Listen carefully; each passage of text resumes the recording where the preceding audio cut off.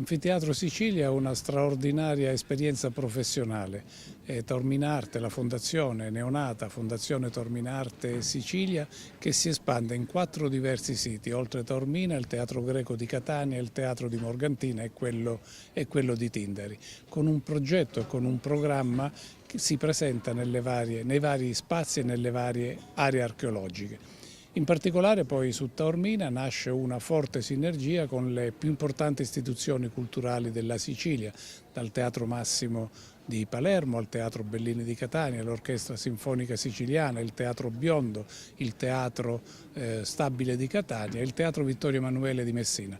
Una messa in rete di tutte le eccellenze della cultura e dello spettacolo siciliano che mi auguro possano in questo contesto di Anfiteatro Sicilia ritornare nuovamente a splendere.